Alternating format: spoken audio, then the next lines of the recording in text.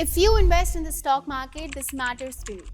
While most of us are deciding should I buy, sell, or wait, there is a much bigger game playing in the background.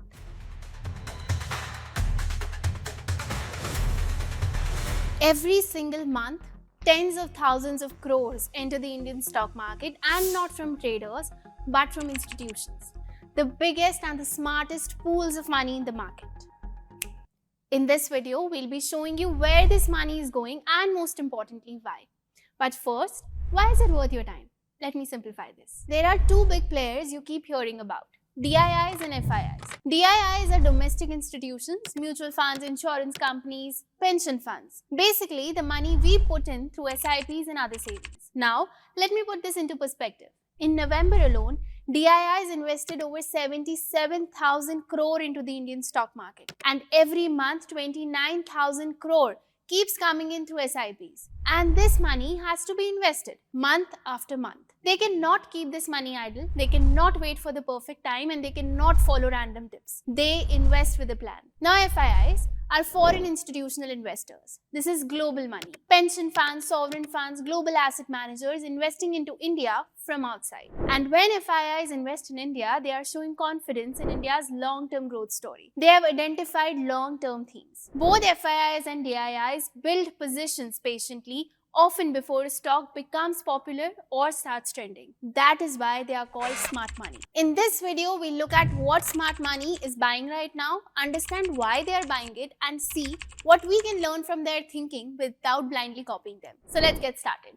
Also, this video is brought to you by the Angel One research team. We are NISM registered research analysts, and these are not recommendations but data-backed research to help you understand the logic behind institutional investing. We'll be showing you 4 stocks that DIIs are buying, 4 that FIIs are buying, and 1 stock where both are putting in their money, which is the most interesting one on the list. But how did we find these? We used a strict screening process. We looked at companies where both FII and DII holdings increased meaningfully in the latest quarter, market cap above 10,000 crore, ROCE above 15%, sales growth above 15%, and profit growth above 18%. FII shareholding data is sourced from screener.in and DII shareholding data from official NSE India filing. We'll be going in increasing order of DII ownership added, with the biggest one coming at the last, so stick till the end. Stock number 1, Coforge. This is India's 7th largest IT services company with a market cap of around 58,600 crore. Over the last decade, revenues have grown from roughly 2,400 crore to nearly 14,350 crore, largely through organic growth. Now here's what institutions care about most: visibility. Coforge has already about 14,600 crore worth of work confirmed for the next 12 months. That's almost the same as what the company earns in an entire year today. They are not struggling to make money, margins are stable, and cash is coming in. That's why DIIs increased their stake from 52.32% to 54.87% in the September quarter. Why are DIIs confident? They are seeing a company with predictable revenues, stable margins, and clear near-term visibility. Now let's move to stock number 2, Jyoti CNC Automation Limited. This is a company most retail investors ignore, but institutions don't. Jyoti CNC makes CNC machine tools, the core machines used in modern factories, from aircraft to defense equipment to EVs and electronics. Today, Jyoti has over 1.35 lakh machines installed across over 60 plus countries. It has a market cap of around 22,500 crore. Their sales have compounded at 35% over the last 3 years. The order book looks healthy, 4,546 crore. It's more than 2 times of what they make in a year. Plants are almost full at 88% capacity, which is why management is expanding from 6,000 to 16,000 machines a year. DIIs noticed this early. Their stake jumped from 10.33% to 12.9% in 1 quarter and has more than doubled since March 2024. Why are they confident? Because Jyoti has a strong order book, near full capacity, and a clear expansion plan to support future growth. Now let's move on to stock number 3, Persistent Systems. With a market cap of around 1 lakh crore, Persistent moved from a mid-cap IT company to a serious player in digital engineering, cloud, data, and AI-led transformation. What institutions like here is the quality of growth.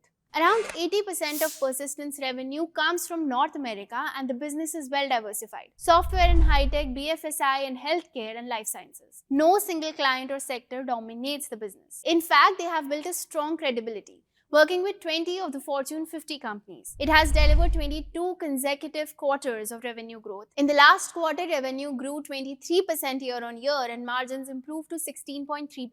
DIIs noticed this and increased their stake from 27.77% to 30.60% in just one quarter. Why are they confident?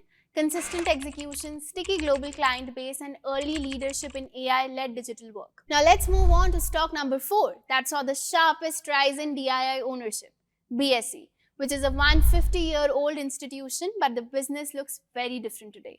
With a market cap of around 1.09 lakh crore, BSE is no longer just a stock exchange but a financial infrastructure platform. In the last quarter, profits grew 60% year-on-year, revenue grew 31%, operating margins are close to 56%. And reasons behind the growth were increasing derivative trading, data service expansion, more mutual fund activity on Star Mutual Fund, and strong SME listings. DIIs made a strong move here. Their stake jumped from 11.27% to 19.91% in one quarter. That's a massive increase. What stood out for DIIs? More people are trading, more parts of the business are growing, and costs aren't rising as fast as revenue. Now let's move to the foreign institutional investors and see what stocks are they buying. Stock number 1, Hitachi Energy. FIIs have been steadily increasing their stake in this since late 2024. In the last quarter alone, FII ownership grew from 7.19% to 9.67%. Let's look at the stock closely. With a market cap of roughly 81,800 crore, Hitachi Energy sits at the heart of India's power and grid infrastructure. High voltage transmission, HVDC projects, renewable integration, and grid automation. Numbers look strong too. Revenue grew 23% year-on-year and demand remains strong. The order book is 29,400 crore, more than 4x the annual revenue. Why FIIs are confident? As India builds bigger power grids and moves more renewable energy, Hitachi is one of the few companies capable of handling these complex projects end-to-end. Now let's move on to stock number 2, Polycab India, where FIIs increased their stake from 11.45% to 13.96% in one quarter. With a market cap of roughly 1.15 lakh crore, Polycab is the largest player in India's wires and cables industry, both in terms of revenue and profitability. In the last quarter, Polycab's core wires and cables business grew over 21% year-on-year, faster than the industry itself. The balance sheet is clean, debt-free, execution has been steady, and exports are picking up alongside domestic demand. But yes, risks like copper price volatility remain. But Polycab's scale and pricing discipline help absorb those swings better than smaller players. Why FIIs are confident? Strong market leadership, consistent execution, and the ability to absorb raw material price swings better than smaller players. Next stock on the FII list is HDFC Asset Management Company, a business that plays a quiet but critical role in how India saves, invests, and builds long-term wealth. FIIs increased their stake in HDFC AMC from 21.97% to 24.69% in the last quarter. Let's analyze this closely. With a market cap of around 1.14 lakh crore, HDFC AMC is one of the largest and most profitable mutual fund houses in India. As of Q2 FY26, the company manages close to 8.8 trillion. That's 8.8 lakh crore of average assets, giving it an overall market share of about 11%. Financially, the business is clean. Strong profitability, high operating margins, no balance sheet risk, and cash flows that move directly with long-term market participation. Why are FIIs confident? As more Indians invest through mutual funds, asset managers like HDFC AMC quietly compound over time. Now let's move on to a stock where FIIs are not just buying the numbers, but the scale of what's being built. Stock number 4, Waaree Energies. FII ownership jumped from 2.68% to 6.35% in one quarter. That's a sharp increase. Why? Let's understand. Waaree is India's largest solar module manufacturer and it's expanding aggressively. What really stands out is visibility. Waaree's order book is about 47,000 crore, nearly 3 times its annual revenue. Revenues grew around 70% year-on-year and profits more than doubled, showing that scale is now translating into earnings. FIIs are playing the long game here. India's renewable push, manufacturing incentives, and global demand for clean energy. Execution and policy risks remain, but the growth runway is hard to ignore. Now comes the most interesting stock on this list, where both DIIs and FIIs are putting their money. Aptus Value Housing Finance. DIIs increased their stake from 16.04% to 25.87% in one quarter. FIIs also raised their holding from 30.41% to 35.36%. Let's understand what's driving their confidence in this one. Aptus focuses on affordable housing loans, catering mainly to self-employed borrowers in tier 3 and 4 towns. This is a segment with steady demand and relatively low competition. With a market cap of around 14,000 crore, the business has delivered around 22% AUM growth, which is strong for an affordable housing lender. More importantly, asset quality remains healthy. Bad loans are still nearly 1.5% thanks to stricter checks and more disciplined lending.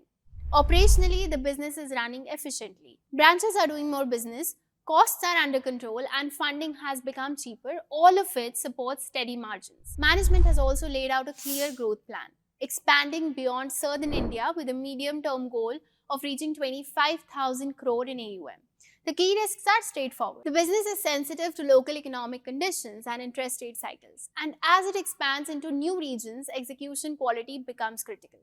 Growth will hold only if lending discipline remains tight. Why both FIIs and DIIs are confident? Steady demand, clean asset quality, disciplined growth, and a long runway in affordable housing. So when you step back and look at all these names together, one thing becomes very clear. FIIs and DIIs are not chasing headlines. They are quietly building positions in businesses with clear visibility, strong execution, and long-term demand behind them. Different sectors, different companies, but the same pattern. Predictable growth, clean balance sheets, and businesses aligned with India's long-term themes. And that's the real takeaway here. You don't need to copy what institutions buy, but understanding why they are buying can sharpen how you think about quality, patience, and long-term investing. If this video helped you understand how institutions think, not just what they buy, tap like and subscribe for more such deep dives. Which stock from this list deserves a deeper breakdown? Comment and we'll pick the most requested one. I know you haven't subscribed yet. Do subscribe. Investments in securities market are subject to market risks. Read all the related documents carefully before investing.